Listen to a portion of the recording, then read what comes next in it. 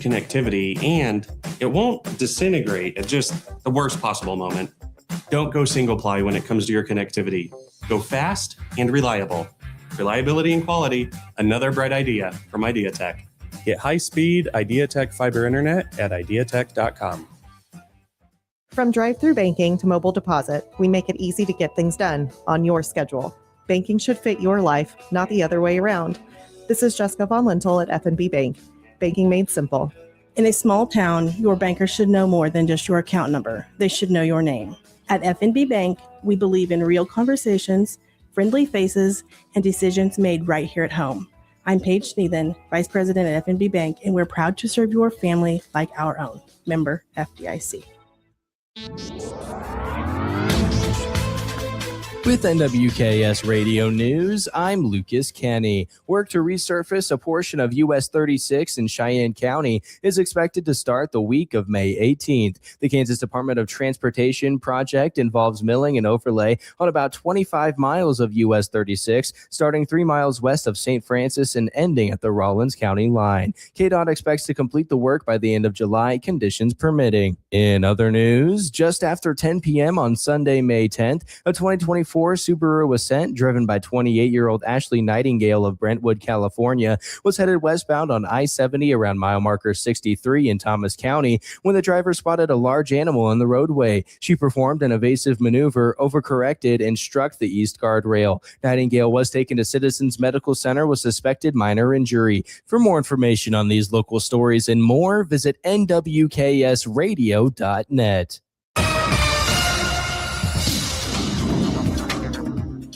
Today and tonight, dry conditions and above normal temperatures with highs in the mid-80s and lows in the mid-50s. Skies will be sunny with breezy south-southeasterly winds of 15 to 25 miles per hour. And overnight, partly cloudy, stays breezy, southeast winds at 10 to 20 miles per hour. Highs will be in the upper 80s tomorrow to low 90s on Friday. West winds around 10 miles per hour tomorrow will turn to the north-northwest at 15 to 25 on Friday. Tomorrow we could see an afternoon evening storm or two along a dry line on highways 25 and 83, while Friday will be dry. Lows will be in the upper 40s and low 50s. Saturday may still be dry during the day with highs in the 80s, but later in the afternoon towards evening into early Sunday morning, showers and storms become likely with some large hail and damaging wind potential. Lows will be in the upper 40s to around 50. This meteorologist Chris Schromick of the NWKS Radio Weather Center. Are pests making your home or business uncomfortable? Call Pest Away in Goodland, Kansas, serving all of Northwest Kansas. They provide top-notch pest control services to keep your space safe and pest-free. From ants to rodents, termites to spiders, our expert team is here to help with effective, safe, and affordable pest control solutions. Don't wait. Call Pest Away today at 785-728-7166 for fast, reliable service. Your home or business deserves the best protection. At Ray Community District Hospital and Clinic, they believe in promoting healthier living through compassionate quality care. From state-of-the-art maternity care to life-saving emergency services, their dedicated team is there for you and your family. Whether it's managing diabetes, navigating recovery, or receiving specialized treatments, they're committed to your well-being. Discover the difference a community-focused hospital can make. Visit rayhospital.org today to learn more. Ray Community District Hospital and Clinic. Your health, our priority. Summer starts with savings at Hurl Chevrolet GMC. Right now, get 1.9% financing for 36 months on the 26 GMC Acadia. Drive home a 2026 GMC Sierra 1500 with 0% for 36 months, 2.9% for 72 months, or up to $7,000 in rebates. Plus, get $1,000 in rebates on the 2026 GMC Sierra 2500. Summer deals won't last forever. Hurry into Hurl Chevrolet GMC in Goodland today or shop online anytime at hurlchev.com. GMC, we are professional grade. When you gotta go, but there's nowhere to go, who you gonna call? Topside Portables and Pumping, that's who. Weddings, job sites, farm parties, they've got clean, reliable porta potties that don't stink, literally. And if your septic tank smells worse than last year's chili cook-off, they'll pump it out fast. No mess, no fuss.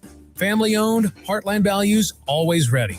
Call 785-728-8089. That's 728-8089. Topside Portables and Pumping. When Tootie calls, they answer. Looking for insurance that actually puts you first? At the insurance agency in downtown Goodland, we're independent, which means we work for you. Whether it's auto, home, crop, or business, we shop top carriers to get you the best coverage at the best price.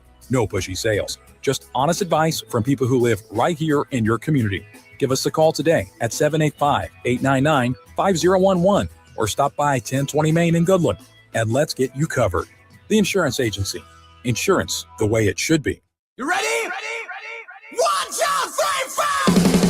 It's time for the Morning Blitz with Ross Volkmer. There is a benefit to building a team and keeping it together for the length of time, but that does not happen anymore because of the portal and NIL and money. The High Plains only local sports talk show, broadcasting live on Goodland's Rocket 102.5 and video streaming on YouTube, Facebook, and X. Who's got it better than us? Nobody! Covering it all from the preps to the pros. It's gone! Watch it fly! Jack Caglione!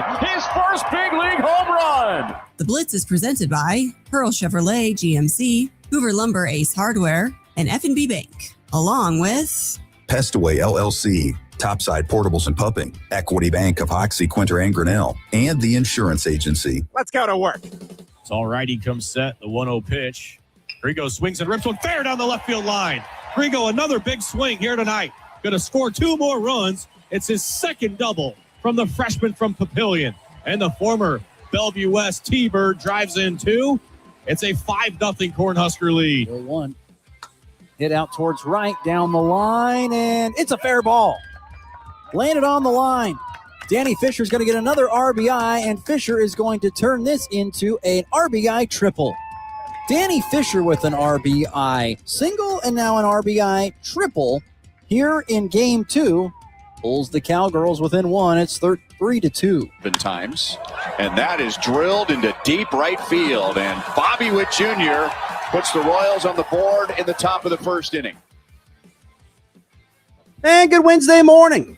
It is the Morning Blitz on Rocket 102.5 KLOE and WKSradio.net, the Hurl Chevrolet GMC video stream, YouTube, Facebook, X. Good morning. Ross Volkmer, Garrett Wellbrock with you once again for another hour of excellence here on the Morning Blitz, if you want to call it that. I don't know. I like to joke it's an hour of excellence. I don't know what you really want to call it, but morning, Garrett. How are we doing today? Doing great. How are you? Doing well. Ready for another day here on the Morning Blitz. We got plenty to get to today. Henry Greenstein from the KUSports.com and the Lawrence Journal World. We'll join him to talk about the thoughts of Kansas baseball, hosting a regional, thoughts on other news surrounding Kansas athletics. How about the addition of Tyron Stokes? And I want to ask about the quarterback battle happening in spring football for Kansas. I'm really fascinated. Who's going to take over that spot for Jalen Daniels? So the man to ask is our good friend Henry Greenstein. He'll join us coming up on today's program. Garrett has a question for us in segment 3, a fun question to ask about watching sports. We'll get to that in segment 3 as well. And then today we will get to, here in the first segment, the Big 12, or talk about revenue standings and rankings in the Big 12 conference and around the country as well. Want to get to that coming up. We'll talk revenue, which it's a stinky topic. I don't like talking about it when it comes, because you have to about how much money you're making, because you got to know how much you're making, because how much you're going to be giving to your players to make it work. And I'm telling you, it's not a fun time in college athletics. I really hope someday, Garrett, that we're going to look back on this time kind of like COVID and kind of be like, God, what were we doing during that time? Geez, you look back over, like, God, what a weird time it was in the world. I hope we're about that, like in this era of college athletics. Like, boy, what were we doing? Because, boy, we were morons. I sure hope that's what is said here in about, 20 years from now. We'll see. I don't know. It may still be the same or even worse. Yeah, I mean, when you look at it right now, there's no rules for anything. You can just go spend however much money you want, transfer as many times as you want as a player, and just rack up your dough, you can almost say, as a player. But yeah, I think hopefully 5 to 10 years, maybe even sooner, we've got some regulations to this thing. You bring up an interesting point, racking up the dough. It made something a light bulb go off on the top of my head, if you could see it. But did you happen to see the quote from Jeremiah Love, the third round draft pick for the Cardinals? Did you happen to see the quote from him talking about his rookie contract? Yeah, he made more in college than he did like his rookie contract will be. He goes, I'm not really going to touch that money that I'm getting from Arizona. I've got plenty of money to live off of in my time from college. What a statement. I mean, that's kind of the first time I've ever heard anybody really say anything about it. What a statement that is in today's era, though. Think about it. You've got guys making so much money in college that when they go professional, it's less money. It's less money, and they don't even need to touch it if they are financially savvy, which is, I'm thinking Jeremiah Love is a financially savvy young man. But, I mean, you don't have to touch that. That's just crazy to think about. Yeah. I think another Jeremiah Smith at Ohio State, there was a video that came out. I can't remember when it was. It was like a couple weeks ago, and he was just saying how he's got like 2 Lamborghinis already, something like that. It's like, dude, that's ridiculous. That's once again where I look back and think, how dumb is this time where you have kids in college making more money than they do in the real world? And college, I'm pretty sure here in the next year or so is only going to exist. You're going to get 5 years of college stuff. You're going to get 5 years, and that's it. 5 years to play 5 to play 5. And after that, you're going to have to go either pre-professional in your field that you're in, whether that's sports or outside of athletics. And my guess is you're probably, if you're a good enough athlete, you're not going to make as much money as you did. And that's going to be a hard pill to swallow. I can't imagine that being something very, very, very, very easy to swallow when you go out of college and you have to take a pay cut already at the age of 22, 23. I can't imagine that. Yeah, for sure. Especially if you have to like a basketball player, for example, has to go overseas to play. I mean, you're not getting much going overseas, not NBA money, that's for sure. So you're probably getting a pay cut there. Do you think like the league, like the professional league, so whether it's the NBA or the NFL, do you think we'll see them try and raise their amount of money that they're spending on their rookie deals? I mean, most recently they kind of went back on that. Remember, Sam Bradford was like the last one to get like a massive rookie deal. Ever since then, they've kind of gone back to being a little bit more lower based on your first big time contract from a team. And then they kind of build it up from there once you prove your worth in the league. Yeah, I doubt it goes up too much. You know, obviously, if more revenue will mean more money for even those type of contracts. But yeah, it'll be interesting to see. I've always said, I don't think the highest paid and the best college player should ever get more money than the lowest paid worst pro player. That to me just seems a little crazy that you can make more in college than you will your first year in the pro. It's a fascinating and pathetic time, the college sports world, in my opinion. But I remember seeing that article about Jeremiah Love saying, yeah, I'm not even going to touch my NFL money. I've got plenty of money to live off of for my college days. And I don't know if we're setting people up for success in life, if that's the way it's going to be, where you've got it made pretty much out of high school for 4 or 5 years, and then you get out and then life is tough. Yeah. Instead of having to work your way up, you get into college, you still got to find a way to make some money. And then you just kind of work your way up from there. Or once again, I think my tiered payment system over the course of a 5-year deal, I think would be handy to come into this situation. Now, once again, are we going to get there? Probably not. Not without a collective bargaining agreement, which sounds like no fun. It's like the ultimate, collective bargaining, that those two words in college sports don't really go together very well in a lot of people's minds. But anyway, glad you're with us here on the Morning Blitz. It is going to be another nice day today, although windy again, temperatures in the mid 80s, a little breezy and gusty with winds anywhere from 15 to 25 and then up to 40 miles per hour gusts today. But going to be a nice warm day, but windy and breezy once again, as is kind of expected this time of year. Temperature expected to get to low 90s tomorrow before temperatures in the 80s throughout the weekend. Maybe even a chance of some precipitation here coming up late this weekend into the early part of next week for your quick weather update here on this Wednesday.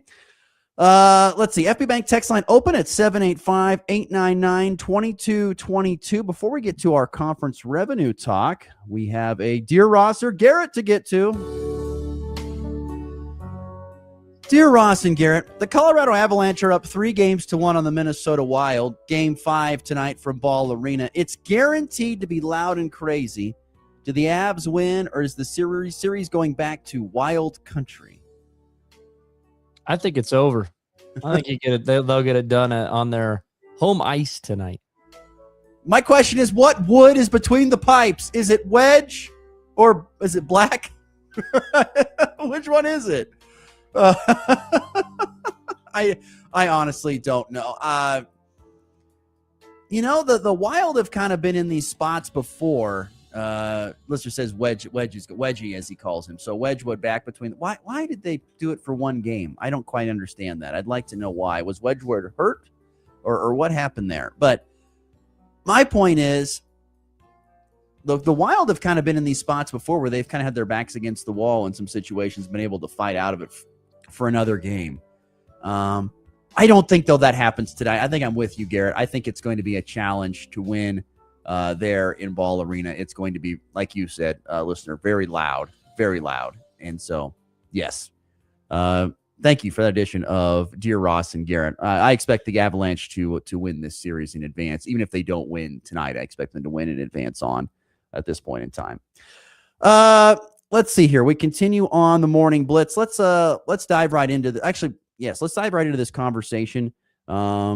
Talking about conference revenue and what we're seeing. So a couple days ago, I came across this gentleman on X. I'll see if I can find his name real quickly. I know I bookmarked it, so I know I'll come across it. Jeff Fuller is a guy I came across with. And this is a guy who was posting things about conference revenue in all of the conferences. And I say it, and I saw it come across for Kansas. So these are and I forget what this acronym is. I'm going to look it up real quick so I make sure I'm right. Dang it, I'm misspelling it apparently. The EADA, whatever that is. I believe it is. The EADA is the Equity and Athletics Disclosure. The Equity and Athletics Disclosure Act. So once again, athletic departments have to be able to tell people how much money they make. They have to be able to show people how much money they make over the course of a year. And so those numbers were released, and this guy, Jeff Fuller, kind of put it together in a nice little graph for all of us to look at here over the last couple of days. And the first one that I saw, he's done it for every conference, but the first one that I saw it for was for the Big 12 Conference. And I don't know about you, but as we pull it up on the Hurl Chevrolet GMC video stream, I don't know about you, Garrett, but the thing that stands out to me that was a surprise, I guess, were the two teams at the top. I guess Kansas is number one when it comes into conference revenue rankings for 2025 this last year. They rolled in $173.7 million, which was number one in the Big 12 Conference. Colorado at $161.7 million was number two. Like, it blew my mind that those were the top two teams in revenue here this last year in 2025. Did it not shock you to see those two net teams and schools at the top of that list? Yeah, honestly, I would say the top four really surprised me, not just the top two. I mean, Oklahoma State up there. I mean, they were awful at football, and they weren't very good at men's basketball either. And those are your two money-making sports. Yeah, very shocking, really, from the four in my eyes. I did not expect Colorado to be up there. Kansas, that has to be probably from basketball, I'd imagine, because my take on this was I'm expecting the top football teams, that are selling out every game to be up there at the top. And that's just not the case. Really isn't. You look at Texas Tech, who was the best team in the Big 12 last year. They're right there in the middle. K-State, they seem to sell out every football game. They're at the bottom of this chart. And, it was really shocking to see those teams right there at the top for sure. I just continue to be floored by the two teams at the top. Once again, this is, I guess I don't know off the top of my head, and I don't know without asking, but I guess when you look at college athletic departments and how they generate revenue, you've got donor contributions, ticket sales, corporate sponsorships, and media rights. Those are a lot of the areas that they generate sponsorship. And so you look at that. I mean, you're saying that now Kansas recently last year had a humongous donation from David Booth, a huge one there to help complete the football stadium. So that, I'm guessing, is probably going in that. Where Colorado's getting their money for sure, I'm not 110% sure. Is that sponsorships from Coach Prime working his magic there? I don't know. I figured that'd be money going to him and not towards the university. But I'm kind of just laughing at this, and so are some of our texters. Yeah, because Lucas goes, all that money's coming from Coach Prime because Colorado sports are slightly irrelevant. So I don't know. So I mean, Oklahoma State to me, I guess, wasn't as big a shocker to me. I don't know if there's still remnants of the T. Boone Pickens time, when he was there at Oklahoma, when he was alive and being the big booster for Oklahoma State. BYU being up there doesn't surprise me. But like there were some other ones, like Texas Tech coming in at number 9. Like, yeah. I mean, it felt like they were handing over millions of dollars just to build that football team last year. You would have thought that for sure. It floors me to see some of these revenues. Now, there are a couple that don't surprise me. Iowa State at number 14. But it does surprise me that it's $900,000 more than Kansas State, who's second to last. Yeah. One thing that also jars out to me is Houston being dead last. Yes. That just to me shows what Kelvin Sampson has been able to do in the coaching job that he's been able to do in his time there. It's unbelievable. When he retires, I think Houston basketball, unless they can find somebody that is able to kind of pick up where he leaves off, they might go into the dumps because they just don't have the money to compete. And even Kelvin Sampson has said that before in some of his press conferences. No, he's no doubt, as I've said many times before, making chicken salad out of what. He does a great job of recruiting the right kind of players for his system, and they go out and they win consistently because of that. But yeah, they don't have any money. Also, a shout out to Willie Fritz. I think his football program is going to be pretty decent here at Houston over the next couple of years, and they're doing it with, once again, $100 million. And it's so funny that Houston is down there so low. It just proves you how much people just don't care about Houston, because there's money in Houston. Don't say there's not. There's oil money down there, and there's plenty of it to go around. So I don't know why Houston would be at the bottom, but they are. Kansas State at 15th seems really low to me. You'd think that they, particularly with all the money that they've thrown, particularly at Kansas State basketball, but maybe they haven't gotten the return on investment when it comes to ticket sales and things of that sort over the last year, because it wasn't a great year for football. Basketball, of course, was horrendous this year. Maybe it just wasn't that great. I don't know.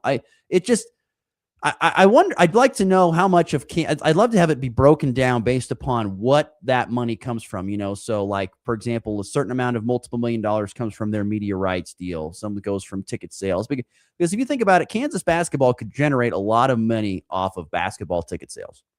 They have one of the bigger basketball arenas in the nation, and on top of that, they also, they can charge a decent amount per ticket because people are going to buy those tickets to go watch the Jayhawks play. They can do that. So I don't know, but there's a lot of those up there where I'm just kind of like Colorado. How the heck are they up there at number 2? Because they are so in the red, it's unbelievable. And yet they're number 2 in the Big 12 conference, which tells you how poor things are, for colleges right now. You could be number 2 in your conference and be in the absolute red when it comes to trying to pay all your bills each and every year for Colorado. So I don't. It's a fascinating graph to look at. We're talking about Big 12 conference revenue rankings from this previous year. Kansas sitting at the top at number 1 at over $173 million.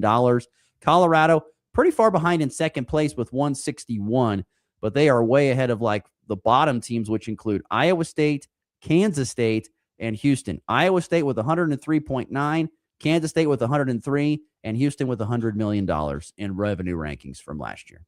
That's kind of something that also jarred out to me, was kind of how big the gap is from 1 to 2, even for Kansas's sake. And then, of course, from 1 to 16 also. I mean, this conference has been kind of one of those leagues in the past couple of years where you don't know who's going to win, really, in football, basketball. I mean, obviously you have your blue bloods in the basketball sense, but football, Texas Tech kind of came out of nowhere last year. I know they put a lot of money into it, but you still didn't know what you were going to get. And it just feels like there's always teams beating up on other teams. But here, when you look at this graph, it seems like, Kansas should be at the top. They're making the most money by a substantial amount. You know what makes a little bit more sense to me? If you were to base it upon popularity of television going into 2025, of course, Kansas basketball is going to be a huge, people want to have that on their television so they know people are going to watch them. Colorado, though, with Coach Prime in football, people wanted to watch Coach Prime this last year, even though the year was bad. They wanted to watch him. He was good television. That could be a reason why you're seeing those numbers be a little bit bigger than what maybe you thought they would be in your minds at this point in time. Whereas on the flip side, No offense, but not a lot of people are interested in watching, UCF or Iowa State or Houston or in the country, Kansas State, for a matter of fact. It's kind of a, whatever. I could totally see that being the case as well. So I don't know. It's a fascinating thing. And guess what? These numbers matter a lot, folks. These numbers matter a lot. Because if you're not able to keep up with the Joneses, you're going to have a lot of troubles. And the reason why I say keep up with the Joneses is because there's another graph that I came across here. I don't know how to pull this one up if you don't mind. Look at this one here, Garrett. This is the top 50 FBS revenue rankings. So the top 50 in the country. Here's the FBS rankings. Where do you find Kansas, who, by the way, led the Big 12? At 31st. 31, right 31. Column, probably around, 4 or 5 down, 5 or 6 down, actually. Yeah, I see them. Behind the likes of Illinois, North Carolina, Missouri, Duke, Kentucky. You go up. Texas, of course, is number 1. Who's shocked there? And think about this.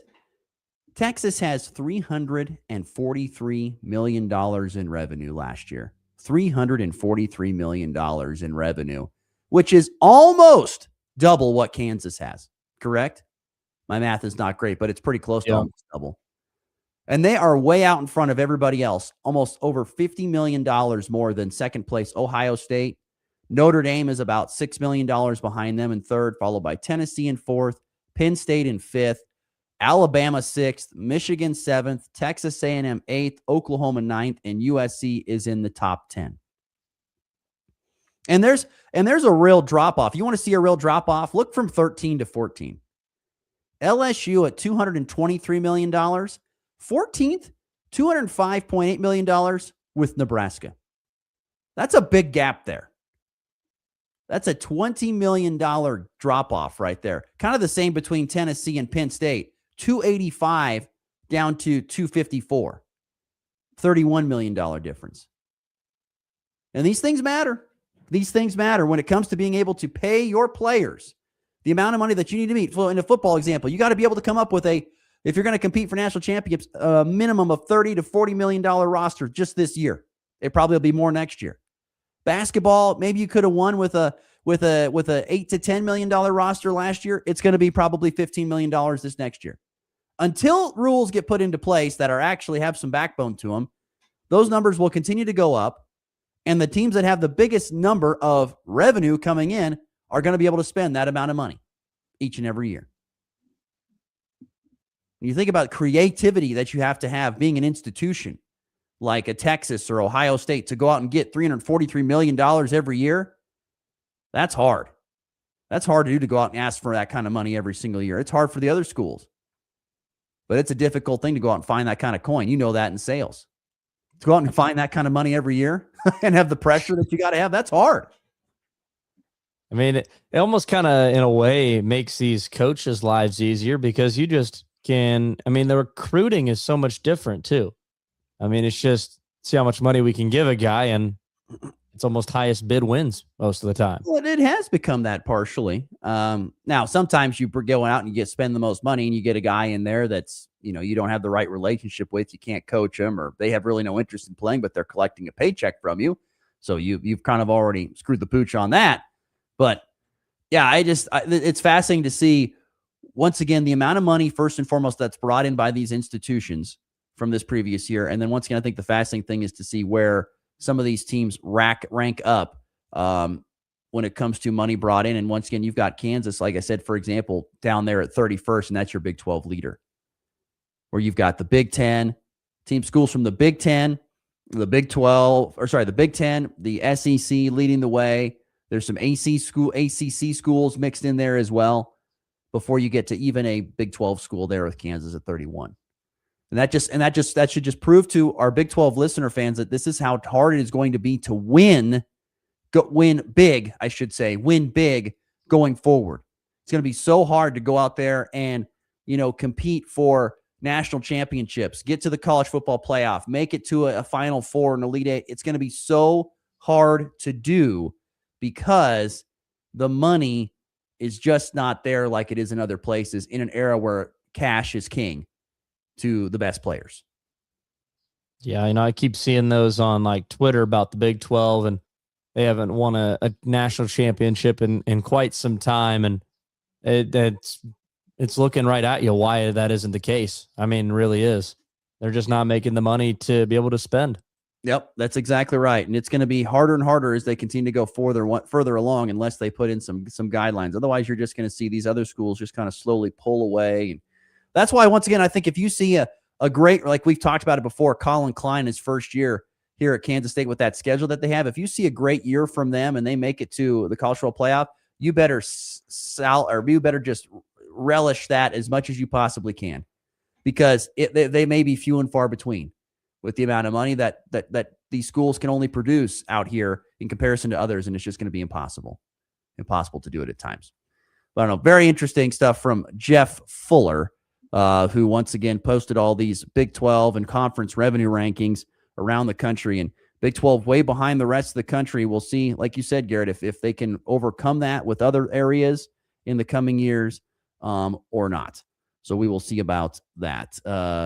Jared H. with the FB Bank text line says, K-State sells out football, but only 4,000 or 5,000 at basketball games in a 12,000-seat arena. True.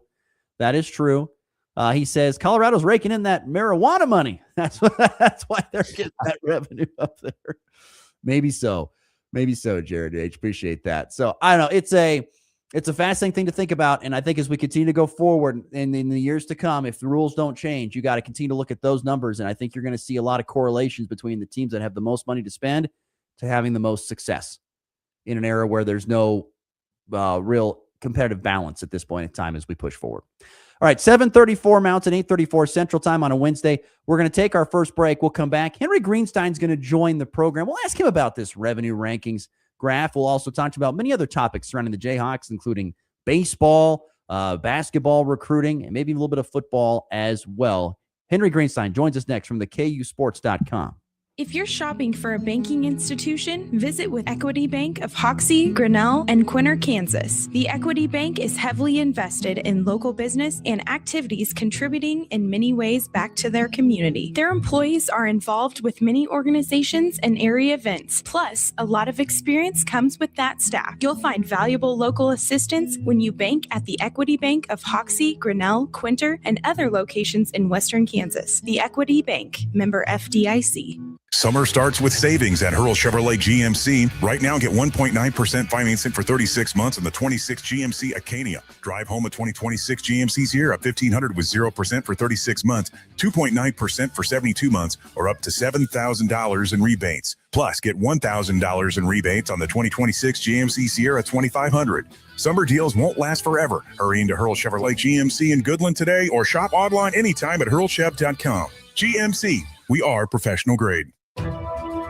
It's time for a check of the markets with the Anderson Trade Group on the Kansas Farm and Ranch Radio Network. Good morning. This is Tom Saluto with the Anderson Trade Group with your overnight market report on May the 13th. In the overnight session, July corn was unchanged at $4.79 1/4.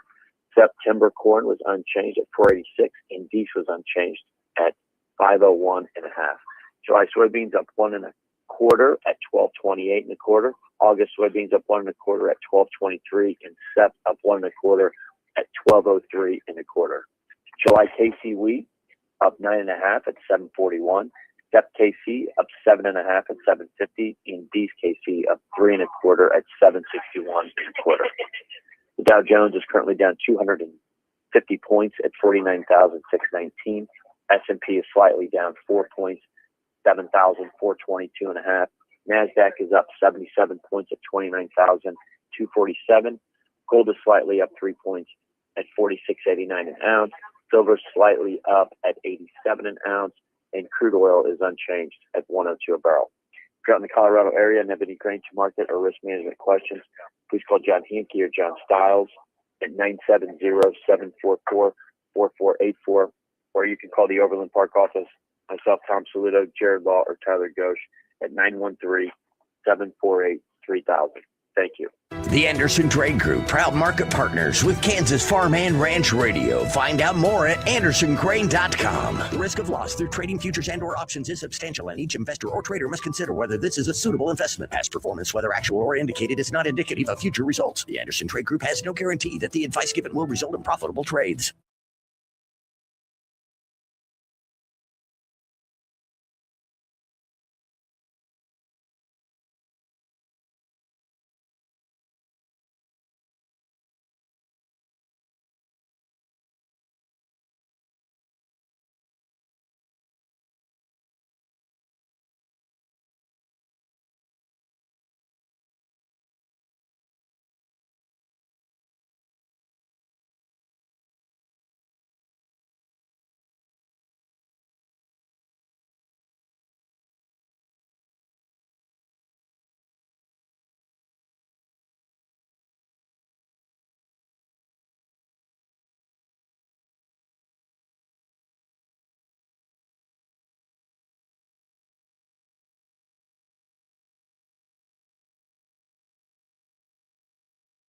Company, Thrasher is a named homeowners trust. Schedule your free home inspection today at gothrasher.com. From the headlines to the highlights. It's good! The Wildcats are champions of the Big 12! This is the Morning Blitz. Oh! Here we go! Feel it in my soul! All right, 7:38 Mountain, 8:38 Central Time, Wednesday, May the 13th. Currently 51 degrees outside, making our way to a high in the low 80s here on the High Plains today. We're pleased to welcome into the program, good friend of the show. Always love having him on. He's got great insight from the KUSports.com, Lawrence Journal World. That would be Henry Greenstein joins us on the Hoover Lumber's Hardware Hotline. Good morning, Henry. How are we doing today? I'm just fine. It's springtime. It's warming up, and somehow there really has not been a break in local sports news at any point. So plenty to write about, plenty to talk about. That's a good thing that's a good problem to have for you. So that's the best part. You don't have much to worry about. Segment. I came across some of these things about the Big 12 conference revenue rankings per the EADA for 2025, and it found KU at the top of the Big 12 conference at $173.7 million, which is great. But when you compare it to the rest of the nation, it's like 31st when it comes to college rankings or revenue rankings within college sports. What are your thoughts on that for how Kansas stands in the Big 12 and then how it stacks up nationally?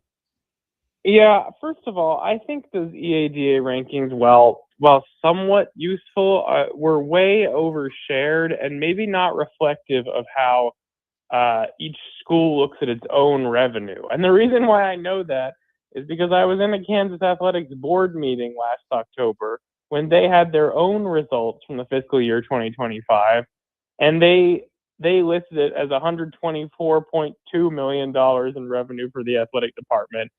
And they've got $174 million on the EADA. And I think that's probably, based on reporting that I and some of my colleagues have done in the past, I think that's probably because different things are counted as revenue internally by the department, as opposed to for the sake of those reports. Things like, operating reserves or donations that they get that they have to use for a specific purpose. But from a practical standpoint, I think the actual revenue that Kansas Athletics brought in is a lot lower than that. Now, that being said, that's probably the case with all the other Big 12 schools too, which shows you that KU's brand is valuable, that it's making a lot of money, and that once it gets through, its current capital project, namely the Gateway District, which is going to cost $800-something million when it's all said and done, it should be in a position to do pretty well in terms of its overall cost management and its expense management from one year to the next. But I think that chart gives people probably an inflated opinion of how much money the department's actually making right now, because, make no mistake about it, the actual stuff that the department considers revenue is a lot lower than that. And they did project a $14.9 million deficit, revenue notwithstanding, for this fiscal year. So I wouldn't maybe get too optimistic an idea of the department's finances just from looking at that chart that was going around. Unfortunately though, that's the reality though. You see this and you're like, oh, that's a good amount of money, yet it still is not even enough to cover, the expenses that are going to be going out the door here in the next fiscal year. That's the sad part about it. Henry Greenstein, our guest from the KUSports.com, Lawrence Journal World, on the Hoover Lumbrace Hardware Hotline. Like you said, there's plenty to talk about when it comes to Kansas athletics. I'm going to start with the hot story. That'd be Kansas baseball. They're looking at possibly hosting a regional for the first time ever, I think, there at Hoagland Ballpark. What has been fun to follow about this KU baseball team, and what sticks out to you? Yeah, I mean, well, first of all, last weekend certainly put a damper on things, right? I mean, yeah, it did. four-game lead in the Big 12 with 6 to go, and got swept by the team that was in second place. Now they've kind of gone from the super regional host bubble to the host bubble. So we'll see what happens beginning tomorrow in Provo for their final regular season series, and whether they can indeed pull off what would be their first conference title in that sport since 1949. Just to give you some perspective on how long it's been. But, this has been a really fun team to follow. Once again, second straight year, Dan Fitzgerald and his recruiting coordinator, John Coyne, have basically constructed an entirely new roster that has somehow hit on nearly every evaluation and developed so much chemistry and camaraderie as a team. You hear it in the dugout every game. They've just done a really good job recruiting to both on-field production and character, which I know they put a lot of emphasis on. And this team was not always looking stellar. They started out the season pretty poorly. They were 10-8 at one point. They lost their first 2 at Texas Tech, which is now the 12th place team in the conference. But midway through that Lubbock series was kind of when they had a heart-to-heart and turned things around and went on a streak where they won like 20 of 22 games or something, and had a 10-game winning streak prior to the Creighton midweek last week that sort of set off their recent slump. And what's really impressive about it is it's not like they've had one breakout star. It's really been everyone 1 through 9 in the lineup chipping in. The relief pitching has been good. Dominic Vagley is starting to play like he did as a freshman. He was Big 12 Freshman of the Year, and he has been really, really impressive in stretches, which KU obviously needed to head toward the postseason.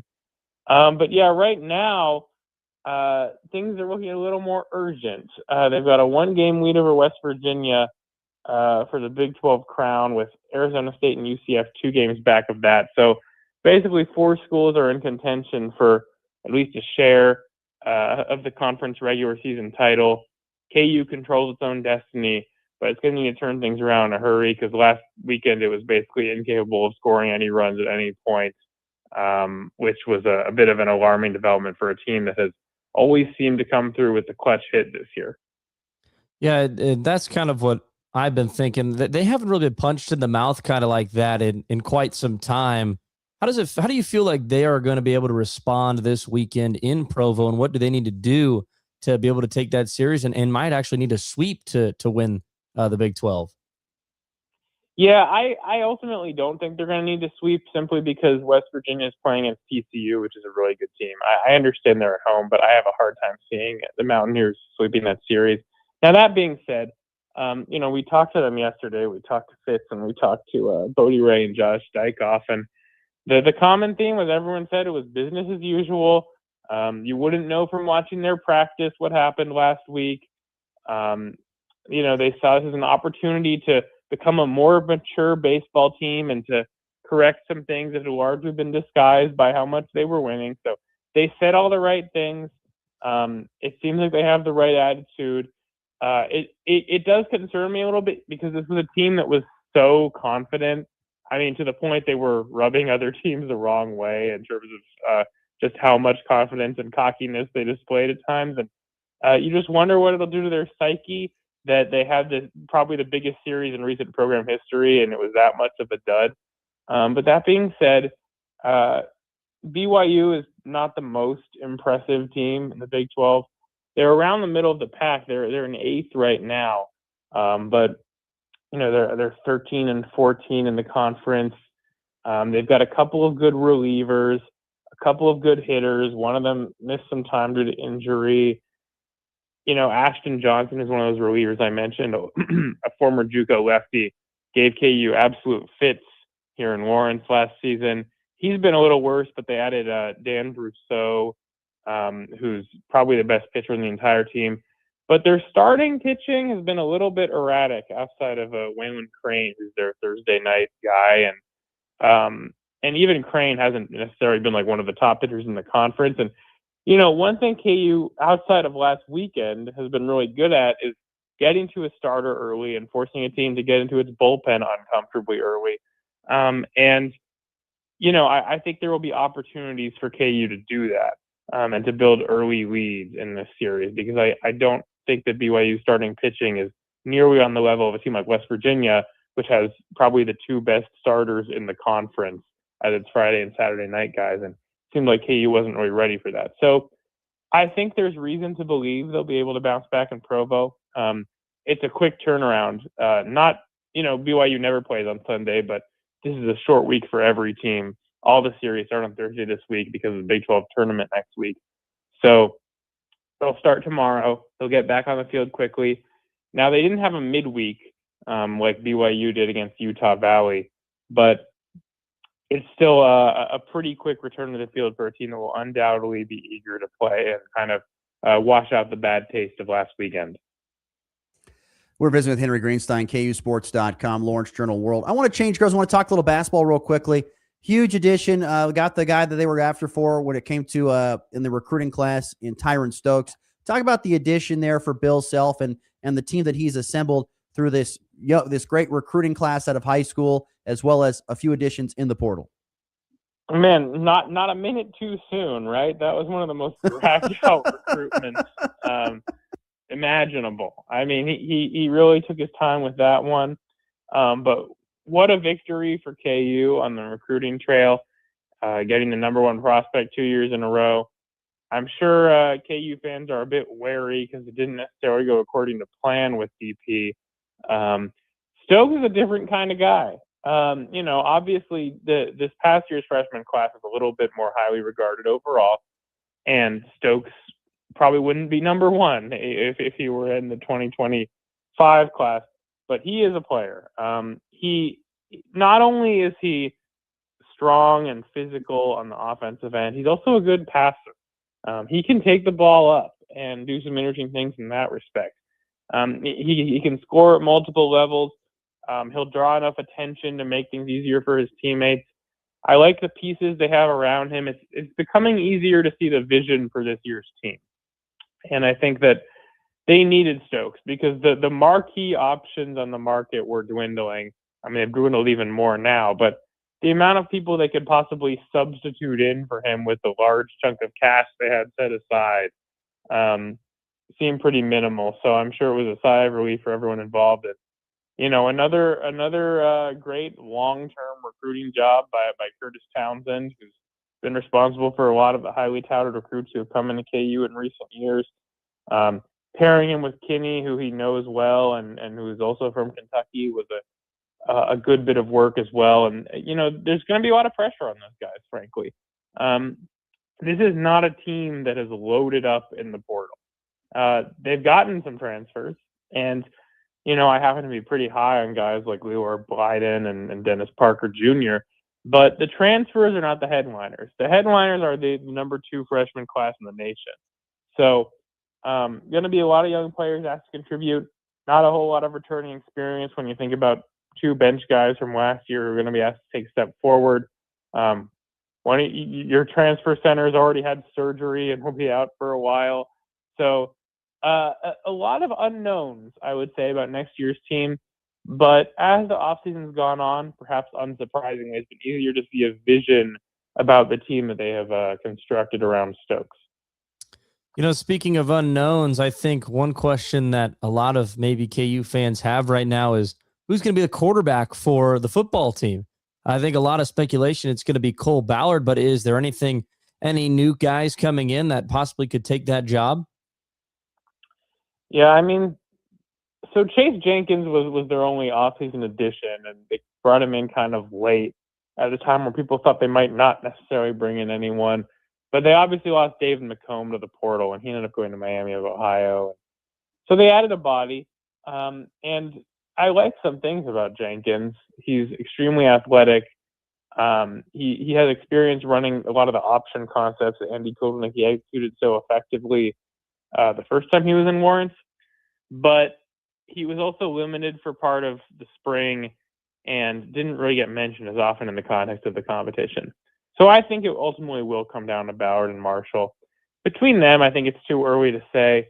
I, like many others, would probably give Ballard the slight edge, not only because he's had the slight edge in competing with Marshall in the past, but also just, I don't know, watching them out there on the practice field. But we'll see what happens. That being said, like, this is not like a super trenchant thing to say, but this will determine how competent the team is this year. The quarterback play will determine both the floor and the ceiling for this team. Because I actually think they're pretty talented in a lot of other areas. I think this is the most talented group of running backs they've probably had in a while. And yes, that even includes years with Devin Neal, because they're just so deep and have so many options to choose from. They should be better on defense, especially in the secondary and at linebacker. There are a lot of reasons for optimism with this team. But ultimately, it all comes down to having a remotely competent quarterback. And, internally, they think pretty highly of both these guys. But it's hard to put too much faith in that without having seen them actually have extended action on a football field. And, nearly every other team in the Big 12 has some kind of experience option. And that's why when you see things like rankings of power conference quarterbacks or whatever, I think I saw one ESPN put out earlier this offseason where KU was like 61st out of 64, and a one in the Big 12 that CBS did where it was 16 out of 16. And until you see Cole Ballard or Isaiah Marshall on the field for an extended period of time, it is hard to argue with that. So whoever wins the competition, they will probably be the number one determining factor in how good Kansas is this year. Henry Greenstein, KUSports.com and the Lawrence Journal World. Henry, thank you so much for the time, my friend. We'll catch up again soon. All right, my pleasure. Talk to you later. Once again, great stuff there, Henry Greenstein. We'll take a break, back to wrap up the show with some final thoughts and a question from Garrett next here on the Morning Blitz. At Eklund Insurance, they understand your unique needs. Whether you're a farmer protecting your farm and ranch, or you need commercial or personal insurance for your home, health, or auto, the team at Eklund Insurance has you covered. Their consultative approach ensures you get the best advice tailored to your situation. They shop around for the best insurance products, so you don't have to. Eklund Insurance, your trusted partner in comprehensive coverage. Stop by today to talk to one of their agents at 1628 Caldwell Avenue in Goodland. Want the latest devices and great service? You'll find both at Next Tech Wireless. Right now, when you bring your number to us, you can get unlimited data plus the iPhone 17 for as low as $25 a month. That's the phone you want, the coverage you need, and the price that fits your budget. Why pay more somewhere else? Make the switch, keep your number, and start saving today.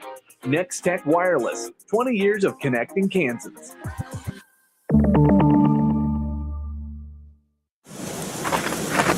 What if your soil could work harder without more inputs? Fed and Happy Base Camp is biologically alive, packed with worm castings, minerals, and microbioenergy that builds structure, holds moisture, and unlocks nutrients already in your ground and in the air above. Less waste, more resilience, better yields. Stop farming against your soil. Start farming with it. Fed and Happy Base Camp. Talk to us today and see the difference this season. You can feel it in the air. Longer days, greener lawns, and plenty of projects waiting around the house. Good thing Hoover Lumber Ace Hardware in Goodland has you covered. Freshen up your home with Benjamin Moore paint, tackle the yard with powerful Ego battery tools, and give your lawn the boost it needs with Stage 1 Ultimate Fertilizer. Thinking about cooking outside? Check out their great selection of grills, griddles, smokers, and outdoor living essentials. And remember, if you need it, Hoover Lumber Ace Hardware probably has it. They eat and have milk. Hoover Lumber Ace Hardware in Goodland and Colby, your place for just about everything. Quick hits, bold takes, and all the action. I'll take that action. Welcome back to the Morning Blitz.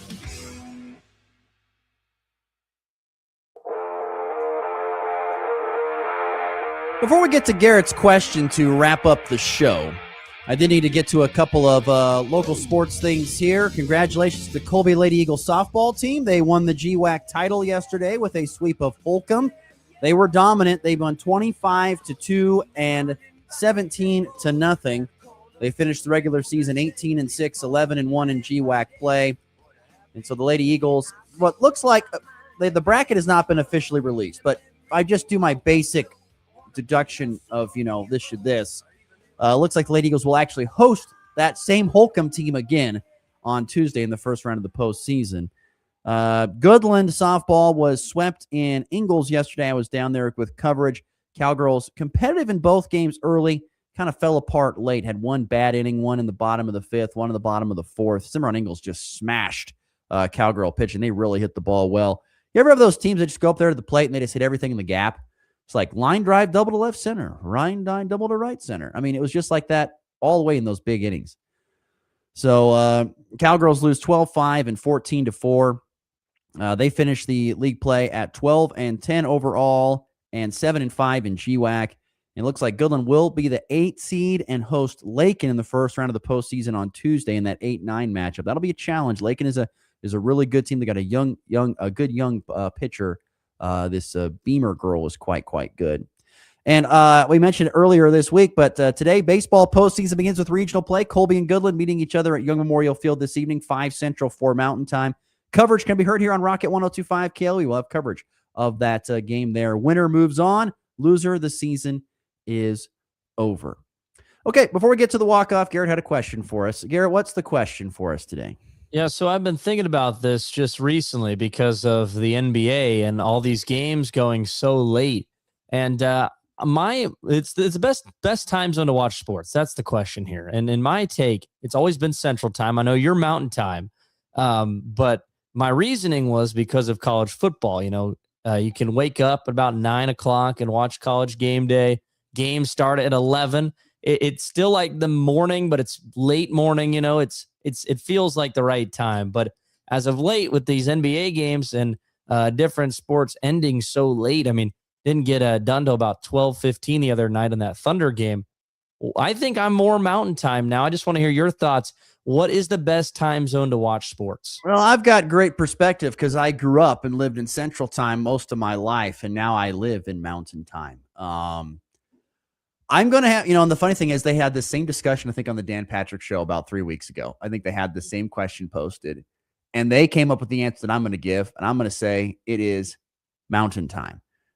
Yes, there is a little bit of a knockback that college football kicks off at 10 a.m. in the morning. And so, it's a little bit of a knockback, especially if you want to watch Game Day or something like that. You got to get up maybe a little bit earlier to catch that. But it's a little bit of a knockback to start at 10 a.m. I prefer the Central Time start of like 11 o'clock Central. But if you want to balance out the best of being able to stay up late and watch the late night games and also the early games and not be super, super late, Mountain Time is the spot to be. So I'm going to go with Mountain Time is what I say. So that's what I think I've kind of switched to, the more Mountain Time. Because, it's these late games. It's the worst. Like, it starts at 7:15 Central Time, doesn't get over till about 11. Like, for a football game, like Sunday Night Football, for example, that's not getting over till about 11. Nope, it's a late night. There's no doubt about it. I will say the Mountain Time is probably the way to go. It's the best spot for watching sports. Like I said, the only real minor knock I have is of course, having the kickoff at 10 a.m. in the morning. It just seems a little bit quick for me, but it's okay. I deal with it just fine. And NFL doesn't kick off. I think it's at, noon Central, 11 o'clock Mountain Time. That's okay. It can be a little challenging on Sundays with church and things like that. But past that, it's really good. So, yes, I would say Mountain Time, best time zone to watch sports. No doubt about that. So, all right, let's get to the walk-off.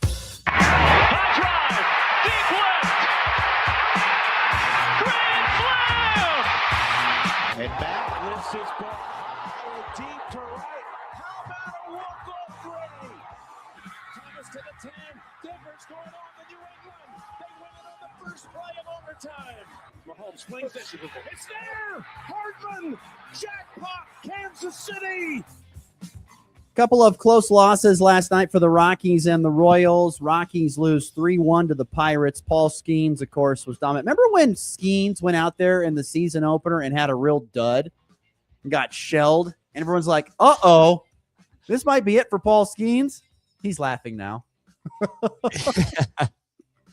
Oh my gosh, he absolutely shut down he had a no-hitter going into the 7th inning and struck out 10 batters across 8 innings of work. Mickey Moniak, of course, because it's Mickey Moniak, broke up the no-hit bid with a single in the 7th. Hunter Goodman did give an RBI double in the 9th to prevent a shutout 3-1 loss for the Rockies. And the Royals, a back-and-forth affair that had them lose at the end 6-5 to the White Sox. That was definitely a very entertaining game, back-and-forth affair. When's the date that we cut off the White Sox being good or bad? Because I don't know. They continue to win. You know, I know I think they're like one game below 500, but they're going to compete for the AL Central as of now. I'm sorry. They're in the good boat for me. Okay. They're in the good boat. They're a good baseball team for me. I still like Murikama hit those home runs in Phoenix against Arizona. I was like, good Lord, this team is good. So they're scary. They took 2 of 3 from our Mariners last weekend. So I'm going to give them all the credit. I think they're a good baseball team. So I'll say the White Sox are in that boat of good baseball. And it don't take a whole lot in the American League, as we found out. It don't take a whole lot. That'll do it for us today. For Garrett Wellbrock, I'm Ross Volkmer. It's been fun. Thanks for listening. We're back tomorrow on a Thursday. We'll talk to you then. It's been the Blitz.